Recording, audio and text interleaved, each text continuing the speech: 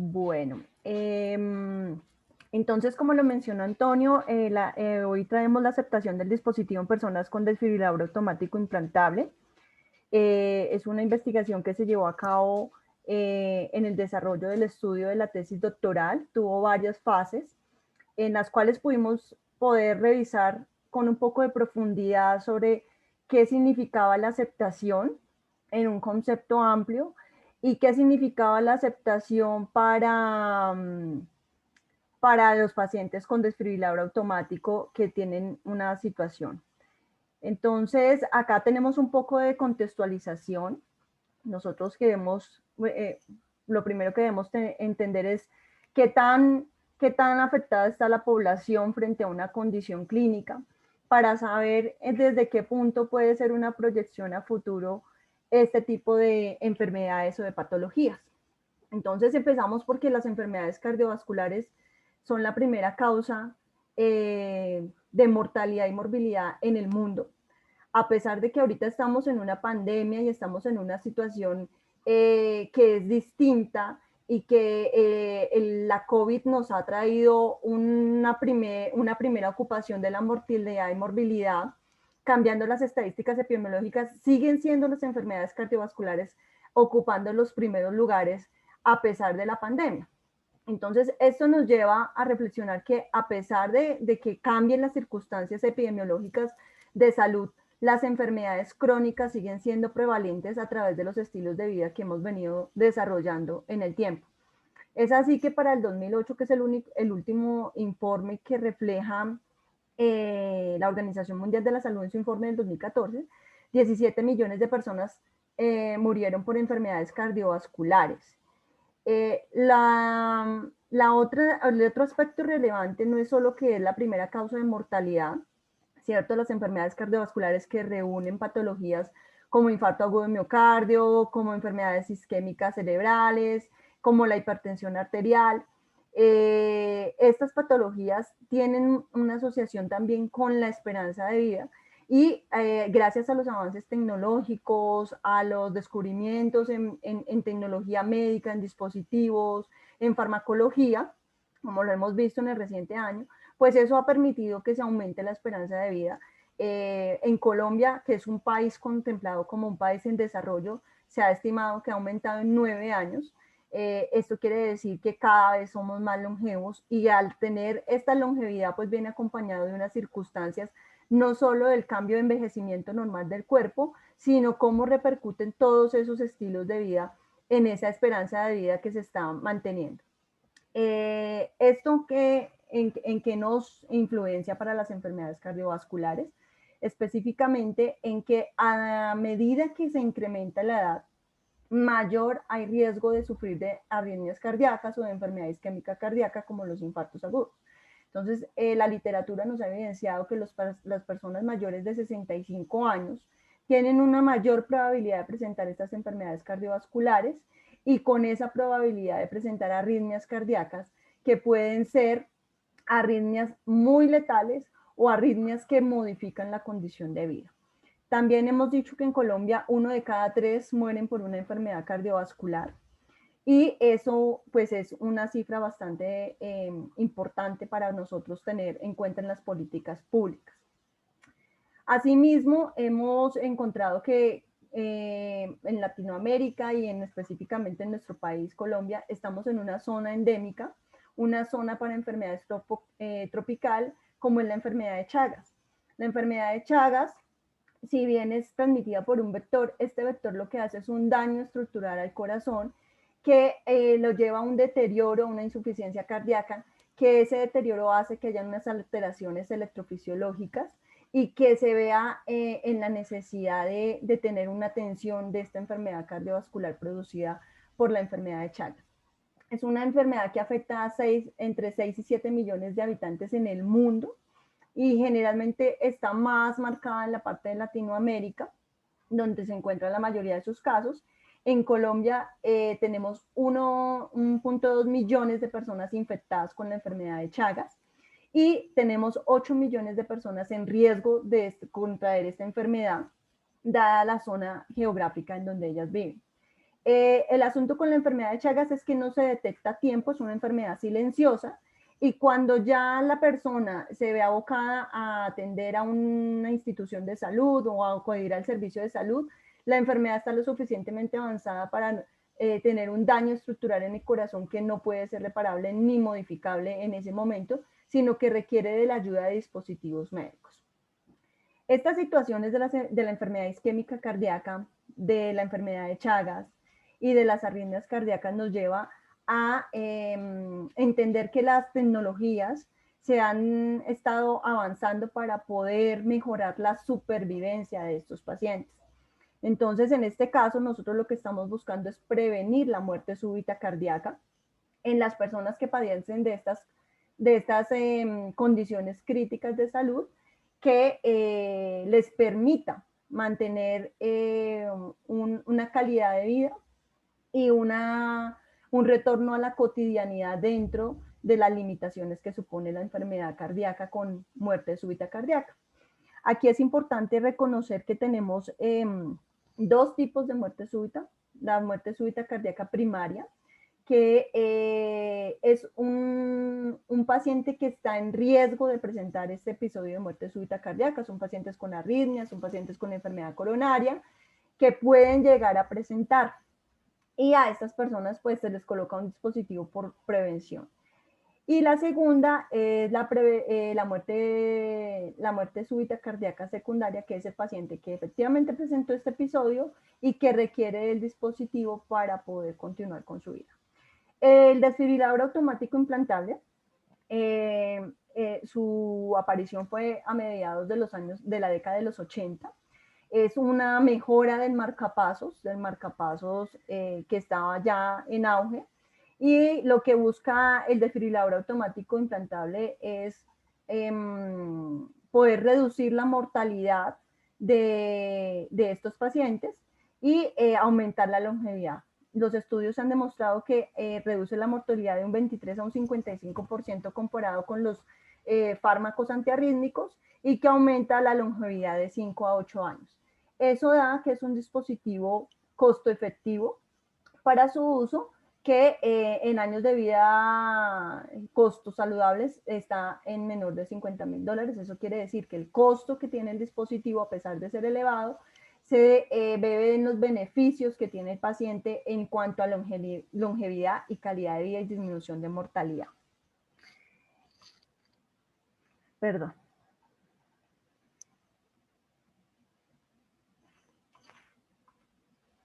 Entonces, contándoles un poquito más sobre qué condiciones críticas en las cuales nosotros implantamos este tipo de dispositivos cardíacos. Es un dispositivo altamente tecnológico, el procedimiento no es tan invasivo, pero sí hay unas particularidades para yo ser beneficiario de este tipo de dispositivos. Generalmente tenemos las arritmias cardíacas, especialmente los bloqueos auriculoventriculares, las arritmias auriculares rápidas, las arritmias ventriculares malignas, que estos episodios lo que hacen es que esa alteración electrofisiológica puede llevar a una pausa total de ritmo cardíaco, y lo que hace el dispositivo es tratar de mantener este ritmo. En insuficiencia cardíaca, el ensanchamiento de las cavidades cardíacas, de los ventrículos, pues, o de las aurículas, hacen que el corazón no trabaje de la manera que tiene que trabajar, y al haber esta alteración, este ensanchamiento de las cavidades cardíacas, pues hace que haya una alteración electrofisiológica, porque hay una mayor extensión que estimular eléctricamente, y el impulso no alcanza a llegar, y también puede haber una detención de ese impulso eléctrico que se requiere para poder hacer la contractilidad cardíaca. Y en la enfermedad cardíaca isquémica, pues tenemos que en la enfermedad cardíaca isquémica hay unas zonas que ya están con necrosis, que ya no estimulan, ya no conducen ese impulso eléctrico, y lo que hace es una alteración en estas zonas del ritmo cardíaco, llevando consecuentemente a este tipo de arritmias que he mencionado previamente. Acá un poquito de electrofisiología, la estimulación de la célula cardíaca y cómo se lleva a cabo esa estimulación eléctrica hasta llevar a una polarización de las células y una repolarización de las células, que es lo que permite la actividad eléctrica del corazón y que es lo que nos marca electrocardiográficamente cuando tomamos el electrocardiograma en nuestros pacientes. Entonces, acá un poquito lo que les estaba mencionando de los dispositivos cardíacos. Los dispositivos de estimulación cardíaca son variados. Son dispositivos que son capaces de generar impulsos eléctricos al corazón mediante un generador de impulsos y unos electrodos que se introducen a la vía cardíaca y se anclan a la pared ventricular o en pared auricular con la finalidad de poder generar que el impulso llegue a la cavidad y poder realizar la actividad para la cual está hecho. Antes, pues los dispositivos eran supremamente grandes, no cabían en una mano, ¿sí?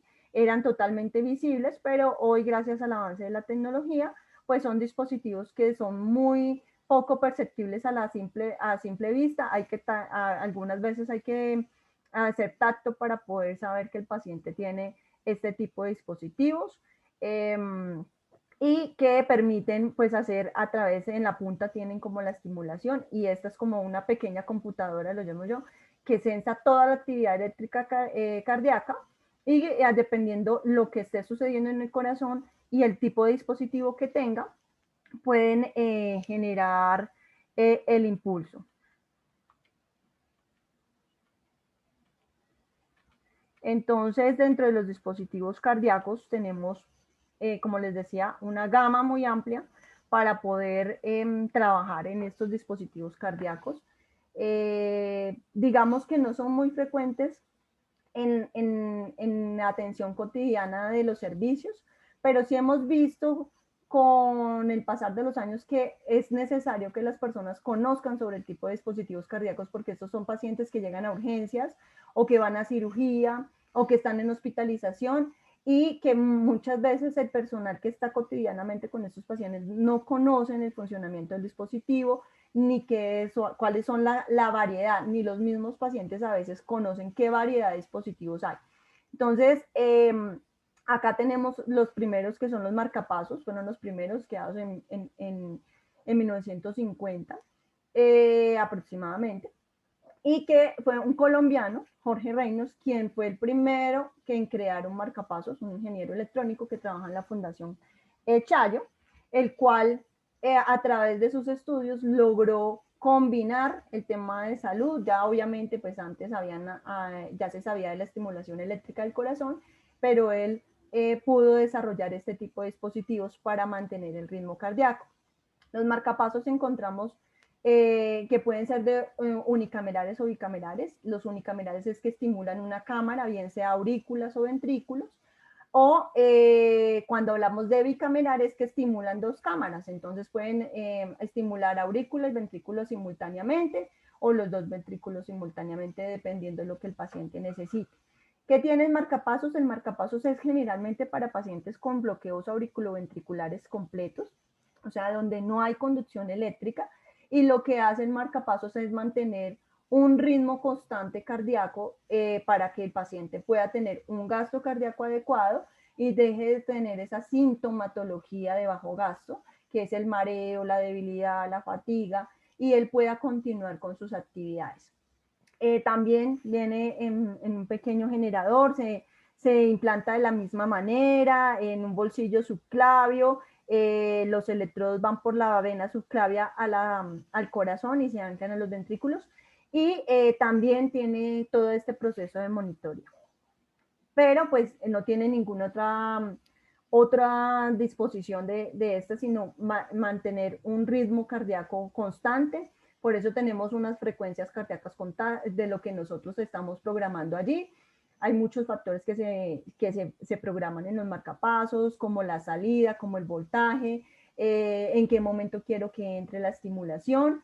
Y normalmente lo que vemos electrocardiográficamente en los marcapasos es la llamada espiga, que es una línea recta en el electrocardiograma antes de la onda P, que es donde genera el estímulo, el marcapasos, porque muy seguramente el nodo sinusal es el que está fallando.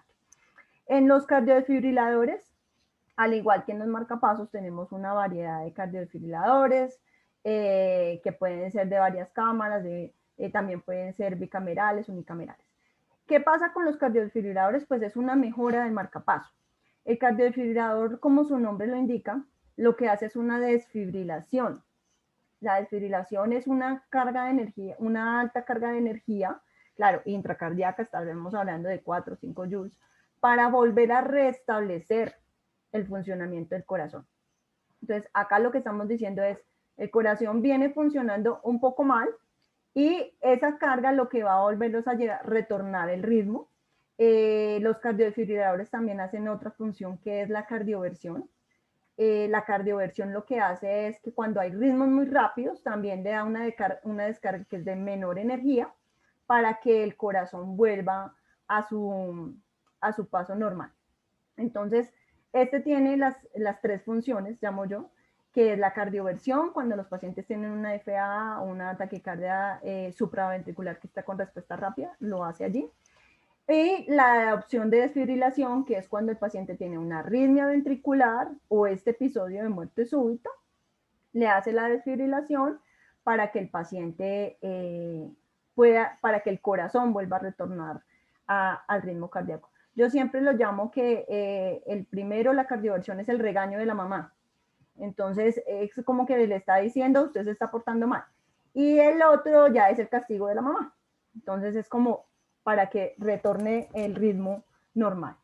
Y finalmente, en caso de que ninguna de estas dos opciones pueda retornar a la normalidad del ritmo cardíaco, él también tiene la función de marcapasos. Entonces, también puede mantener el ritmo cardíaco al usuario.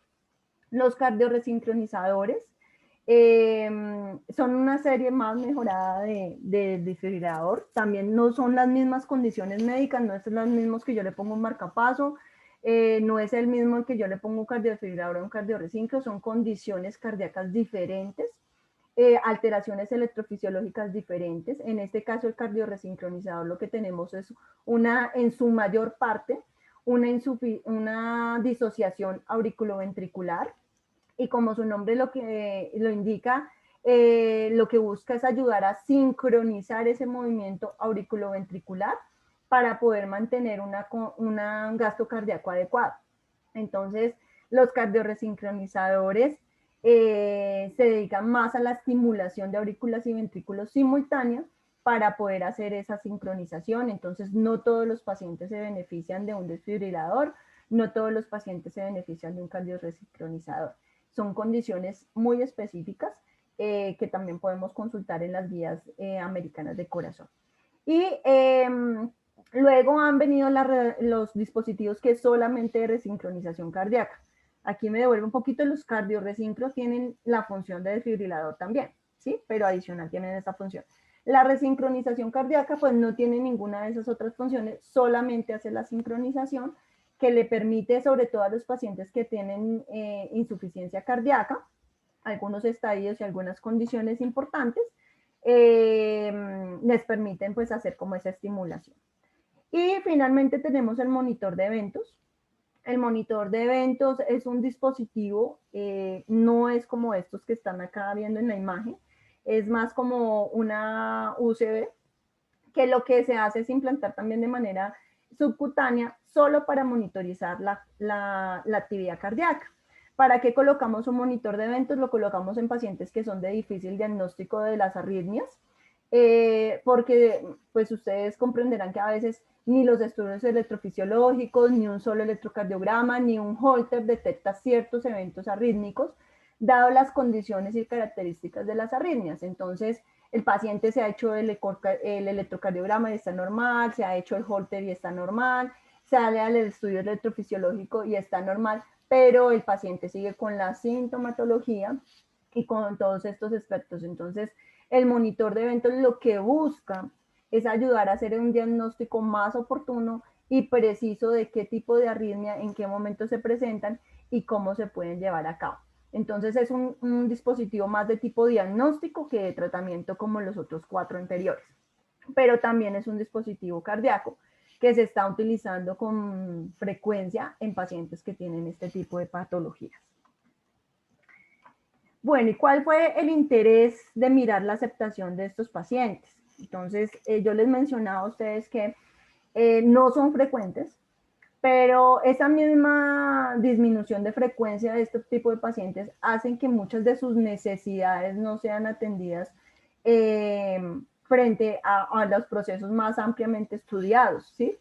Y esto quiere decir que algunas necesidades de cuidado, especialmente estos individuos, no son abordadas en su totalidad en la atención en salud.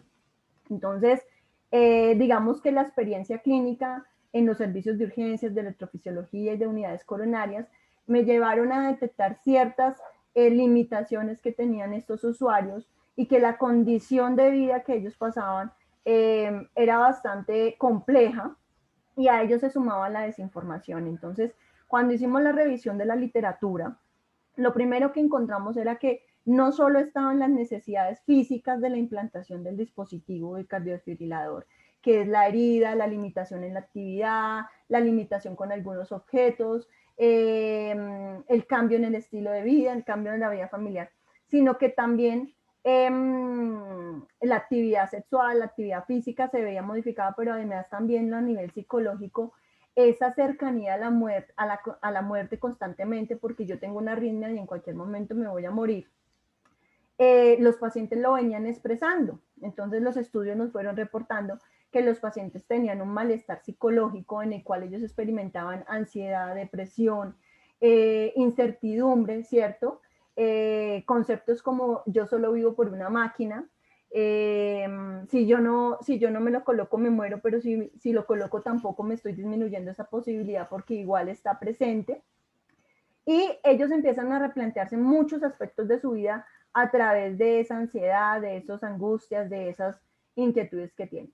Pero también a nivel social encontramos que ellos tenían unas necesidades frente a que mi esposa me sobreprotege, mi familia me sobreprotege, mi familia no me da autonomía, no me da, yo ya dependo de otro para mi cuidado.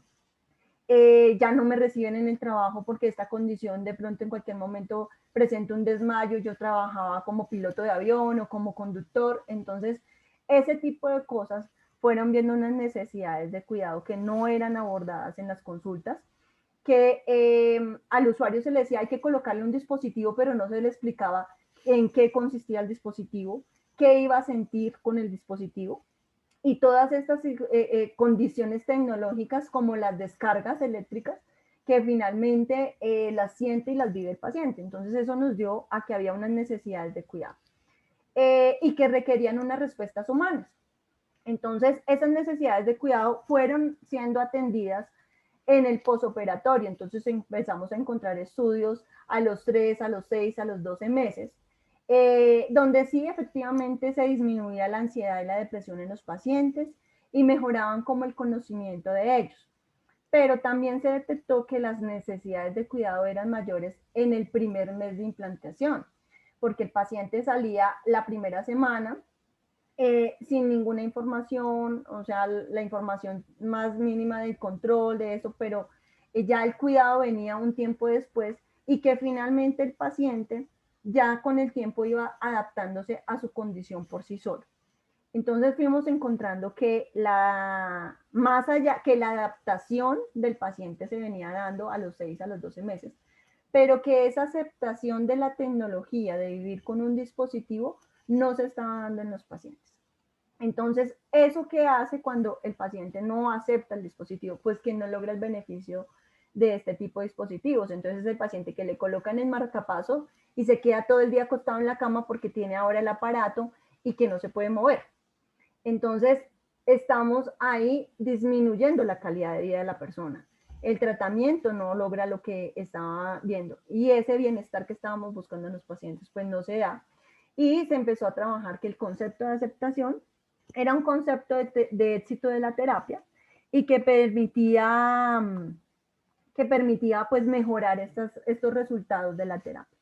Entonces, para esta primera fase lo que hicimos fue cómo se presenta la aceptación del dispositivo en las personas que son implantadas con el cardiodesfibrilador y qué factores pueden influir en la aceptación de las personas que son implantadas con cardiodesfibrilador. El objetivo pues fue describir la aceptación al dispositivo en las personas con cardiodesfibrilador.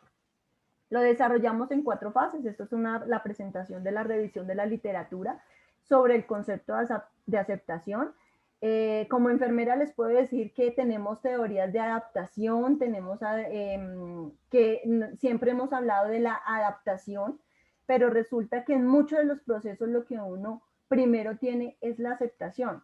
Cuando yo voy a aceptar un nuevo puesto de trabajo, lo primero que yo hago es aceptar, ¿cierto? Si lo voy a tomar o no, pero para aceptar yo tengo que tomar algunos elementos de interés para yo tomar una decisión consciente, ¿sí? Cuando se muere un familiar, lo primero que viene es, bueno, la primera fase en un duelo es la negación, ¿cierto? Y dicen que después de la negación, entonces el paciente empieza, la persona empieza a aceptar su condición. Entonces, hemos venido viendo que los procesos médicos, los procesos de atención en salud, finalmente el tiempo les da para llegar a la adaptación basado en algunas estrategias que yo puedo desempeñar para lograr esa adaptación. Pero lo primero que tenemos que trabajar es cómo aceptamos una nueva condición de salud.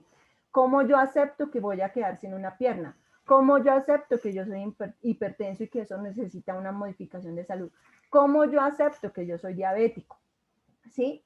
Porque en la medida que la persona con con la información necesaria toma una decisión consensuada de aceptar su condición, va a tener mayor adaptabilidad y mayor facilidad de entender su condición de salud y poder contribuir al autocuidado de esa condición y poder hacerlo así. Entonces lo primero que hicimos fue entender un poco el concepto de aceptación, de cómo se presenta, de qué factores influían en este tipo de procesos. Entonces lo primero que hicimos fue una búsqueda de la literatura con unas ecuaciones de búsqueda a través de palabras clave en diferentes bases de datos, en los cuales seguimos el flujograma de Prisma, que nos permitió seleccionar los artículos adecuadamente bajo los criterios que habíamos determinado.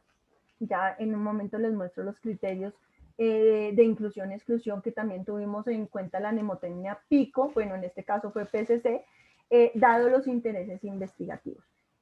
Finalmente, como es un concepto muy nuevo, pues, relativamente nuevo, no encontramos mucha literatura que se enfocara específicamente a aceptación. La encontramos de diversa campo, en el cual nos hablaban más de la tecnología y lo que sucede con la tecnología. Entonces, finalmente, pues tuvimos 7 artículos seleccionados con los criterios que ya vamos a mirar y eso nos permitieron pues comprender un poco lo que es la aceptación en los pacientes. Los criterios, pues, de la P de participantes, que eran personas que fueran mayores de 18 años y que tuvieran, que fueran menos de un año de implantación del dispositivo, para poder entender un poco este proceso. Como les decía, la adaptación se da más a largo plazo, pero la aceptación es más inmediata. Entonces nosotros hablamos de procesos cortos en aceptación. El concepto de aceptación fue desarrollado por un grupo de psicología de la Universidad de Florida, quienes venían trabajando con este tipo de dispositivos y fueron encontrando todas estas dificultades psicosociales que no eran tenidos en cuenta solamente con el funcionamiento biomédico. Entonces, ellos lo definieron como el alejamiento psicológico y la comprensión de las ventajas y desventajas del dispositivo, la recomendación del dispositivo a los demás y la obtención de beneficios en términos de funcionamiento biomédico, psicológico y social. Y pues realmente esta conceptualización de aceptación al dispositivo se acercaba mucho a lo que nosotros habíamos encontrado en ese primer bagaje de cuáles eran las necesidades de estos usuarios. También tuvimos en cuenta el concepto de qué es un desfibrilador automático implantable y cuáles eran las condiciones para poder considerar qué es un dispositivo. Y el contexto, encontramos que nosotros tomamos todos los contextos en los cuales se encontraran los estudios en el ámbito hospitalario o ambulatorio, pero que pudieran abordar este concepto de aceptación en los pacientes. Como tenemos un número significativo de publicaciones, de estudios clínicos, de ensayos, de bibliografía, que va saliendo día a día con mayor rapidez, nosotros también nos dimos a la tarea de poner una herramienta que nos pudiera evaluar la calidad científica de los artículos, en los cuales no fuera el concepto del investigador el que estuviera diciendo si me parece bueno o no me parece bueno, sino que efectivamente nos pudiera dar una medición objetiva de cada uno de esos artículos seleccionados para poder decir, lo puedo considerar que tienen una rigurosidad metodológica científica que le da validez a los resultados que se han revisado en ese artículo. Porque hoy en día tenemos muchos artículos que no guardan ese rigor metodológico y que seguramente los resultados no pueden ser válidos a la luz de la luz científica y que estaríamos especulando en esos cuidados frente a eso. Entonces utilizamos dos herramientas, una es la denominada Casper, que ha sido ya más frecuentemente utilizada en el campo de la investigación. Y lo que tiene esta herramienta es que tiene 10, 11 preguntas sobre una metodología específica que le permite al investigador poder orientar si efectivamente tiene una rigurosidad metodológica que diga que los resultados son válidos. Y el otro son las herramientas de Johanna Brick, que nos permite también evaluar una metodología de investigación de acuerdo a una serie de preguntas y poder tomar la determinación. Cada uno tiene sus instructivos y podemos esto. Nosotros tomamos como punto de referencia que en las evaluaciones de sobre 10 puntos o 11 puntos tuvieran por encima de 7 el puntaje, quiere decir que tuvieran 7 respuestas correctas, para nosotros considerar que el estudio tenía una rigurosidad metodológica aceptable que podía entrar para los resultados de esta investigación. ¿Qué encontramos una vez hicimos todo esto con los 7 artículos? Pues encontramos lo primero, que es el uso de la tecnología y la aceptación como concepto.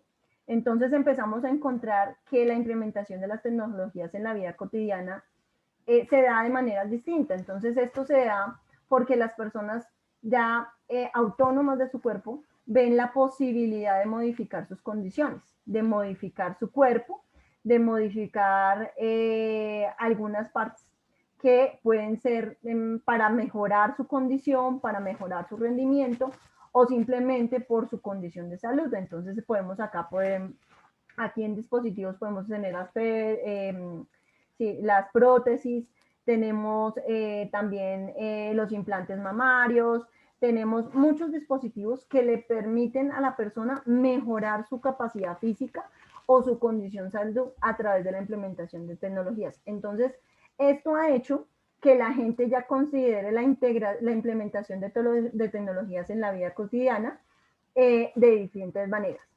Acá estamos hablando de dispositivos, pero también hablamos de las tecnologías de manera cotidiana, los televisores, el internet, el celular. Entonces ya es más frecuente hacer uso de estas tecnologías en nuestra cotidianidad. La segunda es la percepción de que el cuerpo es modificable. Entonces yo soy dueño de mi cuerpo, yo no quiero verme sin una pierna, entonces yo voy a un médico, me colocan una prótesis y me siento mejor y puedo modificarlo de esta manera, o tengo un complejo con mi zona mamaria, entonces quiero hacerme unos implantes mamarios, y así vamos modificando todo el cuerpo, porque tenemos esa percepción de que lo podemos modificar para mejorar los estándares, para sentirme mejor.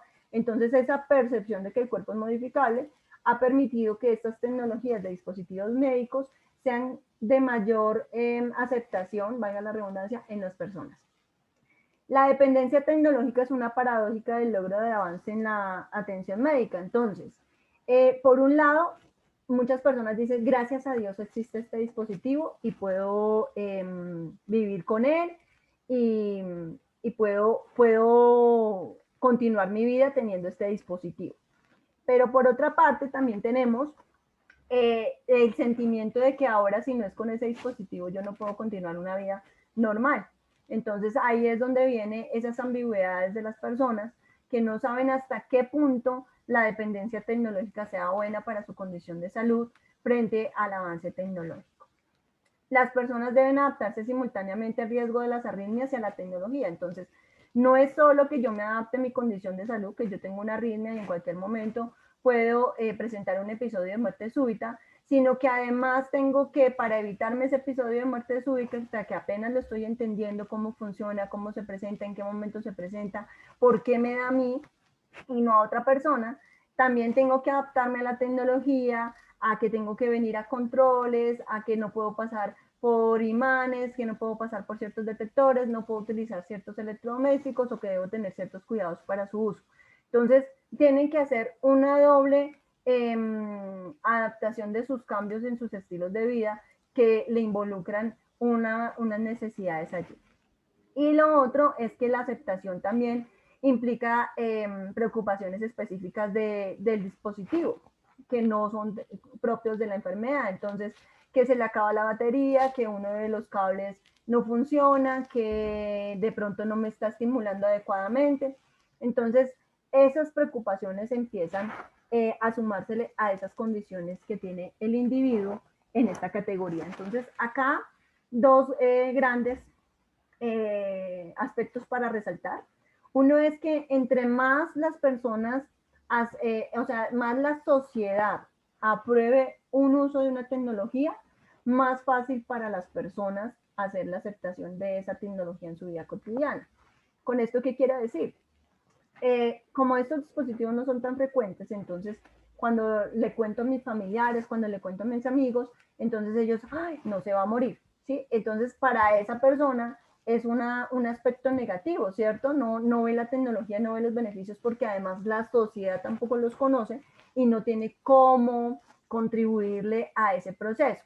Diferente cuando yo tengo una prótesis, entonces todo el mundo dice, ah, no, la prótesis le sirve para caminar, para correr eso, entonces lo aprueba la sociedad y para esa persona es mucho más fácil de aprobar. Entonces, digamos que esto fue uno de los resultados que llaman la atención en la revisión, y es que a medida que haya una mayor aceptación por la sociedad, una mayor aprobación de las tecnologías por la sociedad, mayor van a tener aceptación en este tipo de dispositivos. Y en este caso sí me gustaría, por ejemplo, resaltar que no solo aplica para los dispositivos electrónicos de estimulación cardíaca, que es un ámbito que he venido trabajando, sino que en este momento de la situación actual lo vemos con la vacuna para la COVID, ¿cierto? Entonces tenemos una población que no se quiere vacunar porque no cree en el tema de la vacuna tan rápido y todo, pero hay otra que sí. Entonces, a medida que haya una aprobación social mayor aceptabilidad van a tener en el proceso de vacunación. Entonces, digamos que esto sí va asociado a que las tecnologías tengan el éxito para las que fueron creadas. Depende de qué tanto la sociedad las asuma, las involucre en su cotidianidad y eso le permite a esta persona poder entender más y comprender más su situación de salud. Y lo segundo es la percepción de que mi cuerpo es modificable. Entonces, gracias a los avances tecnológicos, yo puedo sobrevivir, puedo tener mejor calidad de vida, puedo compartir más, puedo modificar mi autoestima, y eso hace que también le veamos la utilidad del dispositivo para mejorar las condiciones de vida, más allá de la negatividad de ese proceso. Lo otro es qué factores podrían influir de manera positiva o negativa en la aceptación. Entonces, como ya lo mencioné ahorita, la validación social, ¿sí? Entonces, eso puede darle una imagen, puede ser positivo o negativo dependiendo de la validación que nosotros tengamos. Las actitudes frente al uso del dispositivo. Si yo no entiendo para qué me sirve, difícilmente puedo decir si me estaba beneficiando. Sobre todo en los casos de prevención primaria, en los usuarios que no han tenido episodios de muerte súbita cardíaca, se presenta este tipo de resultados, y es que pues a mí me lo colocaron por prevención, pero a mí nunca me ha dado nada. Y en cambio ese dispositivo yo sí lo siento todos los días, yo sí tengo una limitación. Entonces, si yo no entiendo para qué lo estoy utilizando, para qué, cómo me beneficia y todos los procesos que yo tengo con él, pues difícilmente puedo entender. Algunos factores psicológicos como ansiedad, la depresión y la personalidad tipo D. Si yo soy una persona ansiosa, si soy una persona que ya tiene un diagnóstico de depresión crónico mayor, o tengo una personalidad tipo B, voy a tener mayores dificultades para poder aceptar el dispositivo, ¿cierto? porque hay un alto nivel de incertidumbre en estos procesos, porque hay unas condiciones que todavía no me permiten ver de manera positiva este proceso. Entonces, digamos que las personas que están diagnosticadas con este tipo de patologías, pues hay que darles un poco mayor de atención para poder comprender la tecnología, porque sí influyen de manera negativa en la aceptación. La edad de la persona implantada. Entonces, de acuerdo a los estudios que nosotros encontramos, puede verse de manera antigua, ¿sí? Antigua no, sino ambigua, perdón. Lo primero es que los jóvenes, como tiene tantas limitaciones en la actividad, sobre todo en el miembro donde, en la zona del miembro donde es implantado, o sea, si está en la subclavia derecha, pues va a tener limitación del miembro superior derecho, o si está en el izquierdo. A medida que yo soy más joven, voy a tener mayores recambios del dispositivo dependiendo pues qué tanto yo use el dispositivo, qué tanto mi corazón lo use. Entonces, pues estos digamos que no son complicados los cambios de generador, pero sí son incómodos porque tienen que volver a someterse al procedimiento. Si, por ejemplo, está uno a los 20 años, pues de ahí a los 80 pueden ser 4 recambios, 5 recambios, dependiendo de lo que yo tenga que detener. Entonces lo pueden ver como de manera negativa, ¿cierto? La persona joven porque se siente muy limitada y muy sobreprotegida. Y se dice que en los adultos mayores, pues ellos lo ven con mayor positividad el dispositivo, porque eso les prolonga su longevidad, porque les mejora las condiciones, los síntomas físicos de la enfermedad cardiovascular que tengan, y eso se puede ver. ¿No? Sin embargo, hay excepciones en la regla, hay personas jóvenes que lo toman de manera positiva, ¿cierto? Que esto me está ayudando y pueden no verse tan limitados, y que la persona que ya está mayor, pues con algunas otras comorbilidades lo va a sentir como una mayor dependencia, una pérdida de su autonomía que puede variar. Entonces la edad, sobre todo en las edades extremas, puede ayudar de manera positiva o negativa a la aceptación del dispositivo. Los factores como la espiritualidad y el apoyo social, pues son muy importantes para la aceptación, sobre todo la espiritualidad, el creer en algo más ayuda a las personas a entender un poco más este dispositivo y cómo le puede beneficiar para esto. El apoyo social es un elemento, un factor que puede jugar de manera positiva como negativa. Si yo tengo una familia que es sobreprotectora, que no se interesa por entender la condición clínica, no se interesa por entender la terapéutica de este dispositivo, pues voy a tener una familia que me va a quitar independencia, autonomía, y va a ser un factor más negativo para la aceptación del dispositivo. En cambio, si tenemos una familia que comprende para qué sirve el dispositivo, cuáles son verdaderamente las limitaciones de esta persona, va a ayudar a la persona a tener mayor independencia, mayor autonomía, a recuperar su vida social, su vida familiar, y eso le va a ayudar a esta persona a lograr a tener una mayor aceptación. Entonces, digamos que el apoyo social es muy importante en estos pacientes. El apoyo constructivo de los profesionales de la salud.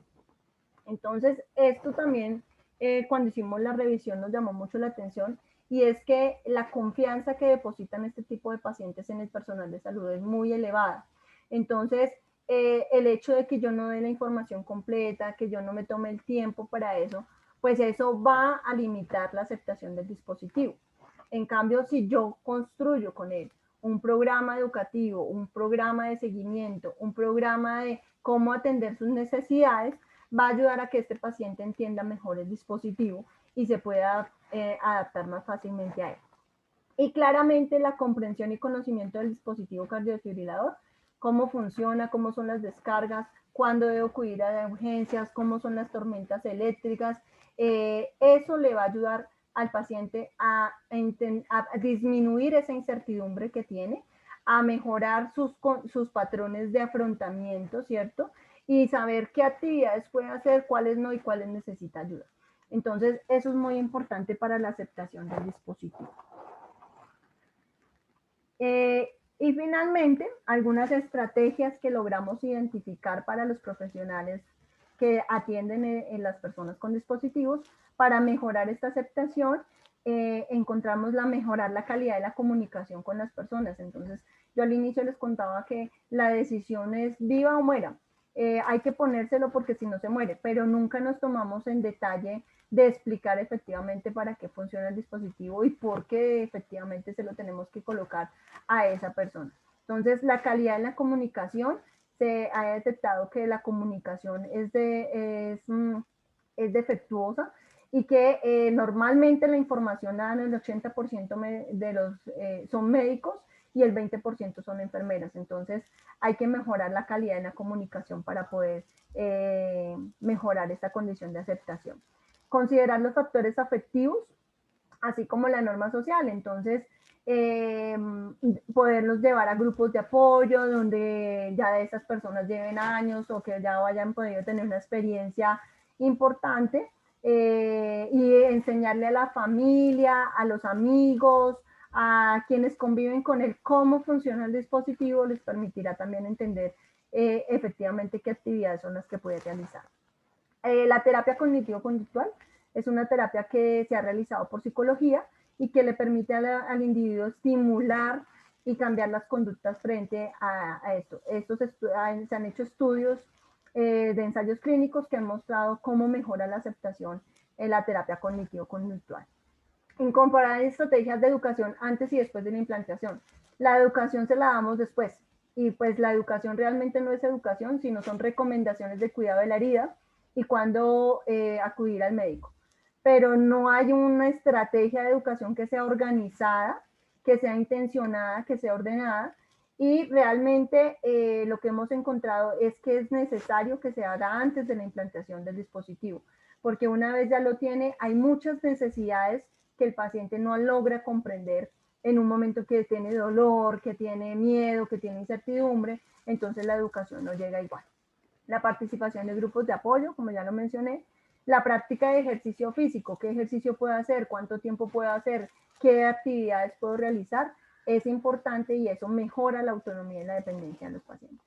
Y los programas psicoeducativos, programas que incluyen no solo la educación, sino el abordaje de la terapia cognitivo-conductual, que le permite al paciente disminuir los niveles de ansiedad y de depresión a través de un componente educativo, le va a ayudar a mejorar la aceptación al dispositivo cardíaco. Entonces, como les decía, como conclusiones, la aceptación es un criterio fundamental de éxito de las terapias de estimulación cardíaca. En este caso abordamos solo a los pacientes con cardiofibrilador, pero muy seguramente este tipo de estrategias también se benefician los otros tipos de dispositivos. Y en general las personas con dispositivos consideran de manera positiva, o sea, buena, que me coloquen el dispositivo cardiofibrilador y tienen niveles de aceptación altos. Los factores como la ansiedad, depresión, edad, espiritualidad, apoyo social y nivel de conocimiento pueden influir de manera positiva o negativa en los niveles de aceptación de las personas implantadas con DEA. Y finalmente algunas limitaciones que tuvimos en esta revisión.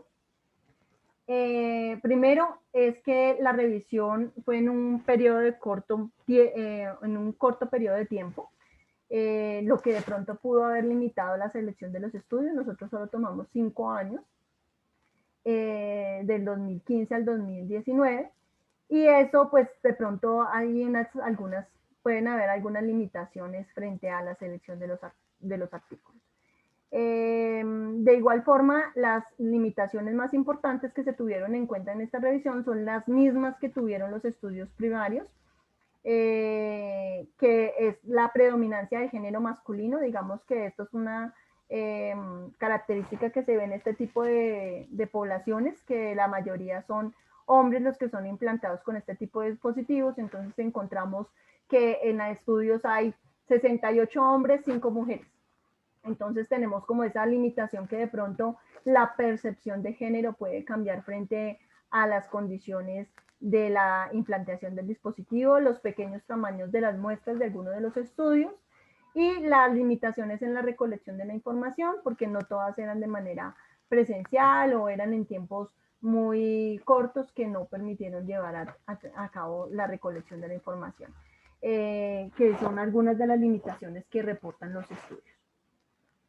Y finalmente, pues estos son mis datos y les agradezco por el tiempo y las preguntas que puedan tener frente a la temática. Yo sé que es una temática diversa, pero me parece importante que podamos comprender porque el dispositivo cuando se altera, los pacientes van a urgencias. Estos pacientes igual se enferman de su hipertensión, de su diabetes y llegan a los servicios de hospitalización. Entonces, para que no los miremos con temor ni con ansiedad como ellos, sino que podamos entender y podamos comprender cómo podemos colaborar y atender las necesidades de ellos.